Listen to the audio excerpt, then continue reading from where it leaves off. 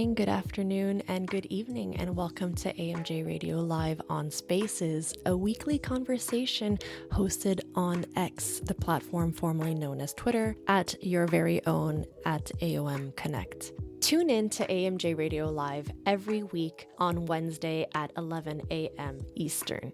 To do so, look out for the link posted at AOM Connect, or click on the profile picture of the host you see here when they are outlined in a bright color. That means that they are live or on air. This series has a scholar-on-scholar approach where different members of the AOM research community have the chance to speak to and learn from leading authorities in the broad field of management research. The first Wednesday of every month, we invite a special guest to give their remarks on our theme for the month. We recently had guests like Joanna Meyer speaking about Grand Challenges Research Today, as well as John Joseph speaking about decision-making research today. Look out for the link in our bio for the full list and past recordings of our many, many distinguished guests. The second Wednesday of every month, we hear a teaser of The Lit Review, an incredible podcast diving deep into a recent AMJ paper hosted by Sekou Burmese. The fourth Wednesday of every month features an actual AMJ editor. We get to find out a fun fact about this editor, their expertise, what it's been like serving as an editor at the Academy of Management Journal. And I haven't forgotten the third Wednesday of every month. The third Wednesday of every month is interactive and open to being shaped by you. Look for the form in our bio to submit your ideas for guests, to nominate yourself, to suggest formats for this weekly conversation.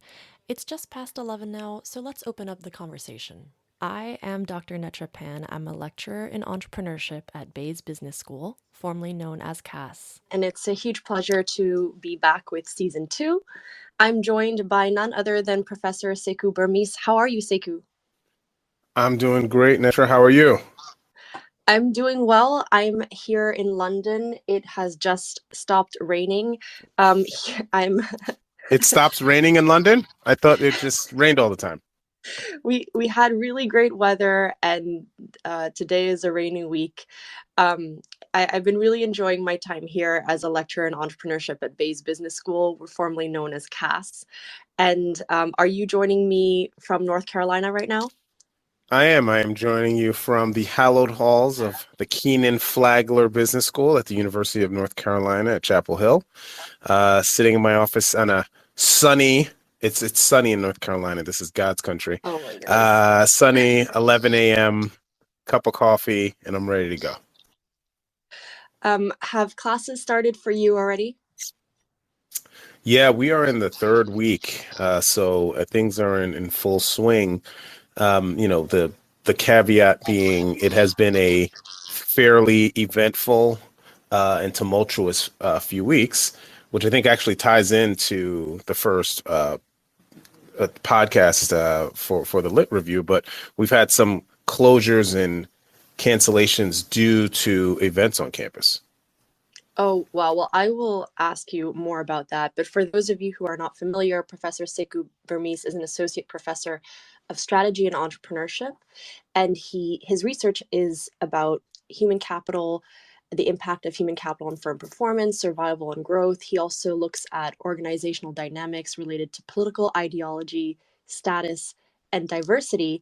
And on top of also being an associate editor at AMJ, the Academy of Management Journal, he's also been spearheading the Lit Review, a monthly podcast.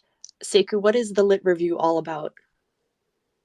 So in short, the Lit Review is just an opportunity for authors of recent AMJ pubs to come on, discuss the topic, and we begin with the paper and we try to really hit at what are kind of the key takeaways, but we use that as a jumping off point to discuss kind of larger issues that we see within the corporate space and within society around some interesting topics. So it's an opportunity to learn a little bit more about the research, but also get to know about the faculty members and the researchers and the larger conversations around these topics. I've been really enjoying these episodes, Sekou, and it's really great that different journals are trying to make the publishing process more transparent, and also just share a little bit more about what a researcher's profession looks like, especially one in our applied field of management. And what I really love about your episodes is that they're usually around 20 minutes long, and they're really fun to listen to. I mean, even this episode that you've just done about a very serious topic, mega threats, which we'll dive into, was actually really fun to listen to. Well, that's great. I appreciate it.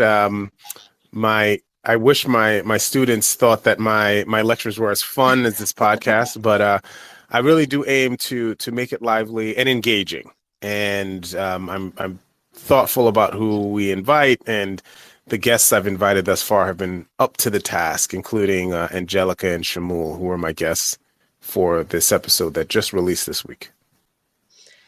And for those of you thinking, well, I want to be on AMJ Radio Live and I want to I want to be interviewed by Sekou Burmese, I've just retweeted now a Google form, and we're always looking for your feedback, suggestions, guest suggestions.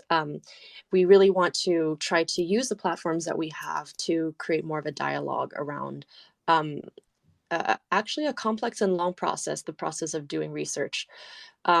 So Sekou, tell us about the special guests that we have.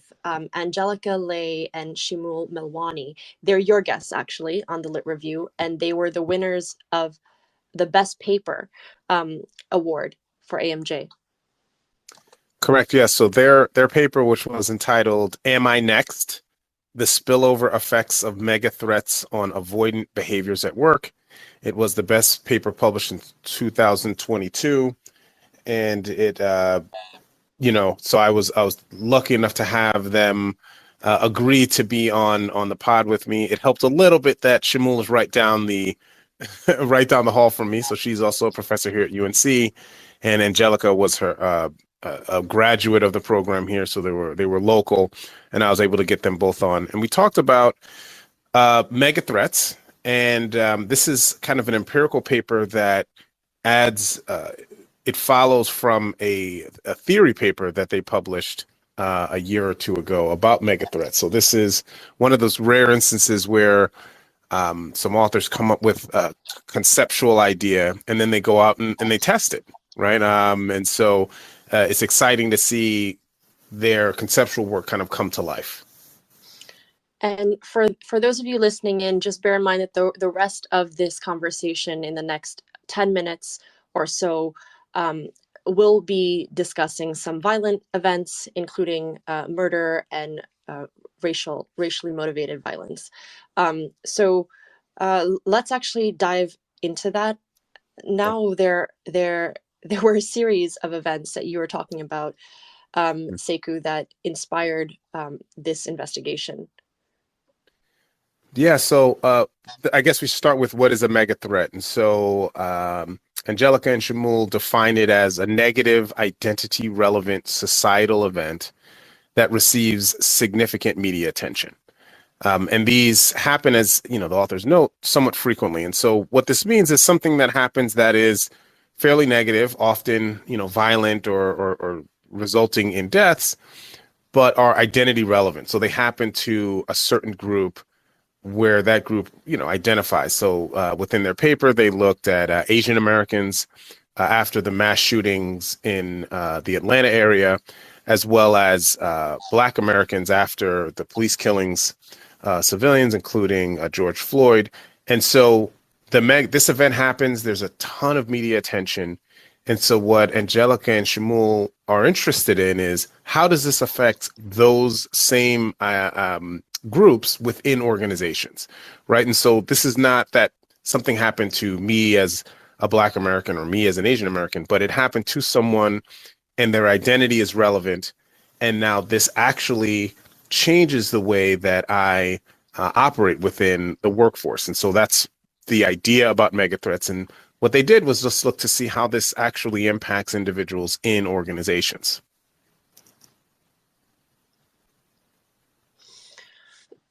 Wow, so that was a summary of basically these two papers that you mentioned, right? So first, their Academy of Management review paper called hashtag Black Employees Matter, Megathreats, Identity Fusion, and Enacting Positive Deviance in Organizations. And they have a list in that paper of different mega threats, including, as you said, the murder of George Floyd, as well as other types of events, including the U.S. Muslim immigration ban or the Orlando Pulse nightclub shooting. And then they follow that up with their AMJ that won the Best Paper award.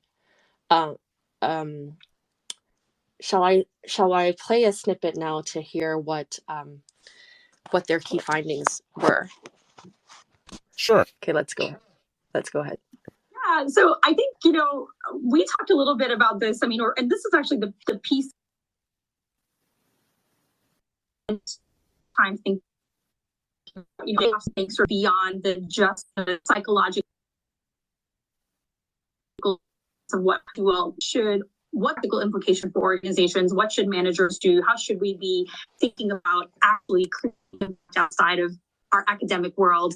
And so we spent a lot of time thinking about that, right? And from the get-go, we had a sense that safety, or a feeling of safety, interpersonal safety, psychological safety, was going to be a very key part of this, because if we think a little bit about just being able to talk about our identities, even for Angelica and I to come to actually skipped ahead here. These were the practical implications of her findings. So let me go back and actually play the findings. Apologies. Oh, all right. Our 2022 Academy of Management Journal paper, what we looked at was the influence that a mega threat may have on individuals when they enter the workplace. And kind of the top line of the paper is the fact that we find that these events can lead individuals, when they identify with victims in the event, to eventually engage in what we title or refer to as avoidant work behaviors.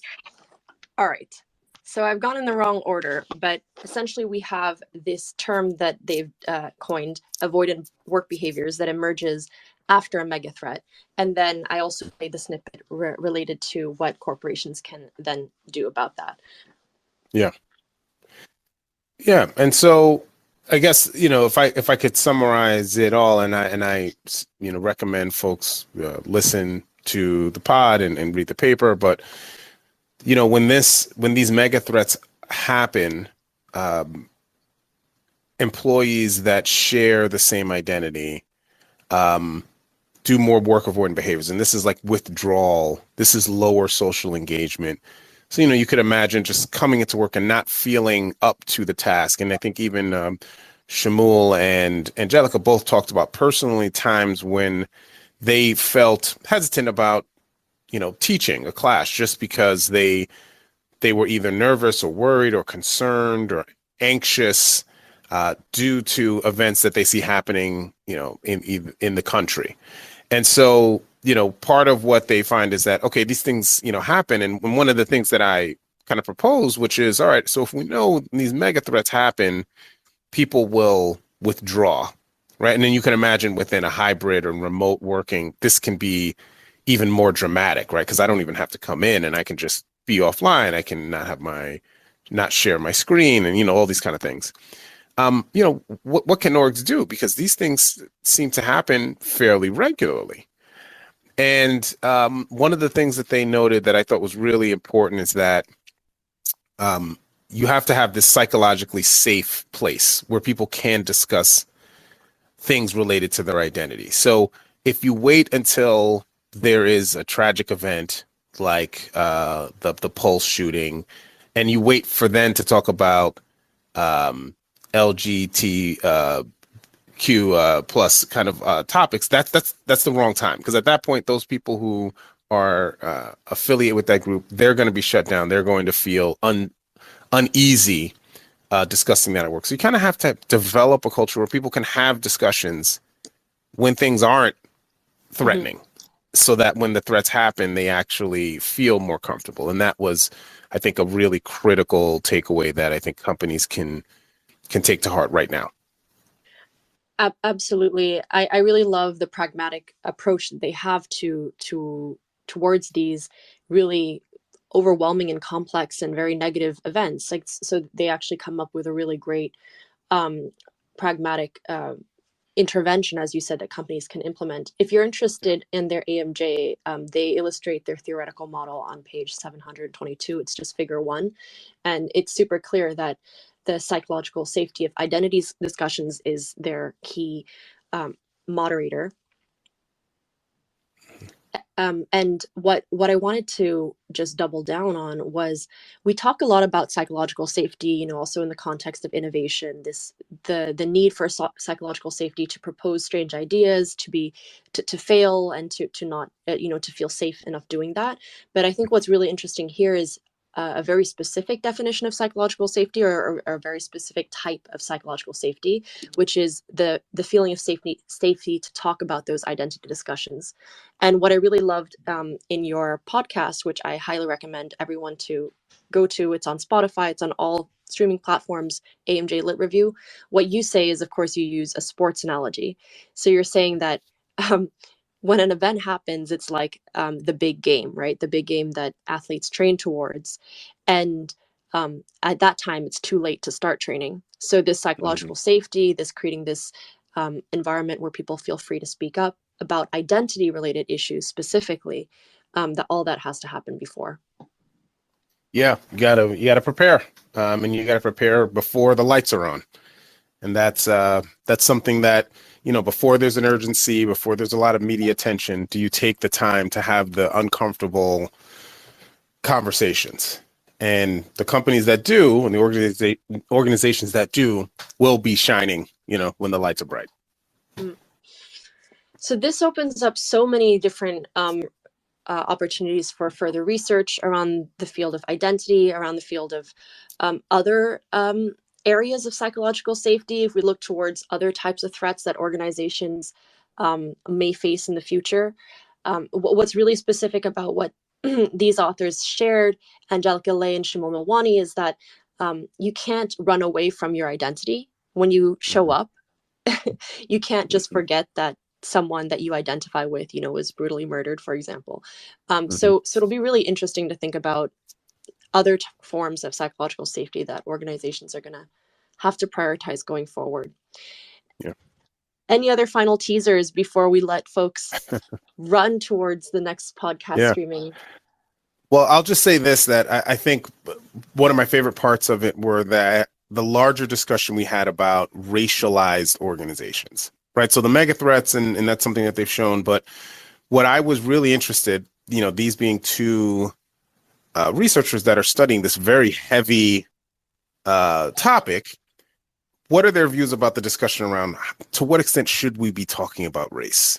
And this goes to, on one side, the facts of, race is embedded in a lot of organizations, but then there's been a big pushback on, not wanting to discuss and engage with that idea of institutionalized racism, or how race is embedded in our institutions. And so do we have to talk about one to talk about the other? And so that was a really, really cool discussion I had, because I respect Angelica and Shimul and how they approach it. And they're really courageous in doing this kind of research. It's not easy. It's fraught with a lot of emotional work, but then also, people will attack the work for ideological purposes. And so we had a little discussion around that. And so check out the pod to hear some more about that and their views on that. I think that's really good. Thank you so much, Sekou. And I want to give a plug for next week, same time, same place.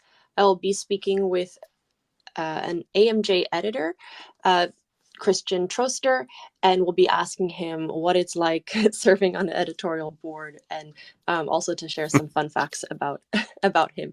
So please do join, and if you have any questions in the meantime, do submit them via our Google form. Thank you, everyone, for listening, and have a wonderful rest of your day. Bye, Nettra. Bye, Sekou.